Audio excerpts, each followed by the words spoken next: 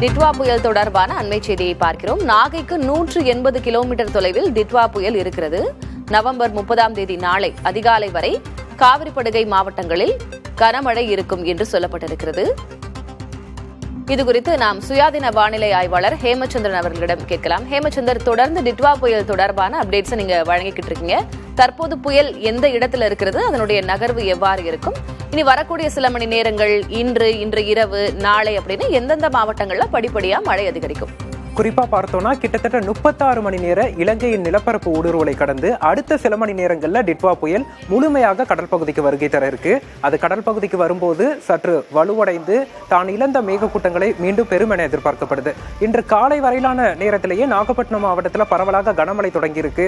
கோடியக்கரை, வேதாரண்யம் போன்ற பகுதிகளில் அதீத கனமழை வரைக்கும் பதிவாகி இருப்பதை பார்க்க முடியுது.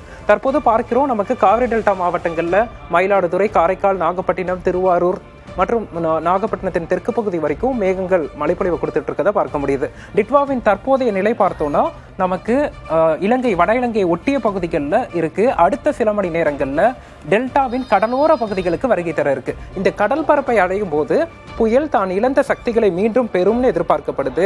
அப்போது சற்று வலுவடையும் போது புயலின் மேற்கு பகுதி நமக்கு காவிரி படுகை மாவட்டங்களில் இருக்கு. இதன் காரணமாக அடுத்து வரக்கூடிய 24 மணி நேரத்திற்கு காவிரி படுகை மாவட்டங்களான கடலூர், மயிலாடுதுறை, காரைக்கால், நாகப்பட்டினம், திருவாரூர், தஞ்சாவூர் உள்ளிட்ட மாவட்டங்களில் தொடர் கனமழை இருக்கும். வரக்கூடிய மணி நேரத்தில் மழையின் தீவிரம் அதிகரிக்கும்.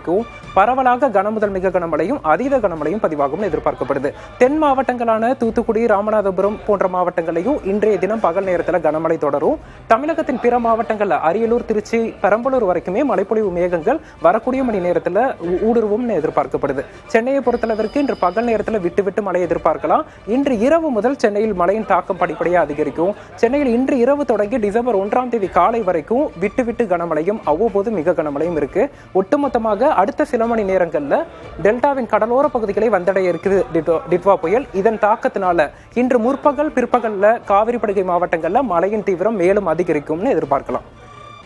டிட்வா புயல் தற்போது எங்க இருக்கு, எப்படி நகர்கிறது, எந்தெந்த மாவட்டங்கள் இதனால் மழை பொழிவு இருக்கும் என்பது குறித்தான விவரங்களை வழங்கியிருக்கிறீர்கள். நம்ம அடுத்தடுத்த கட்டத்திற்கும் மீண்டும் பேசலாம். ஹேமச்சந்திரன், உங்களுடைய தற்போதைய தகவலுக்கு நன்றி.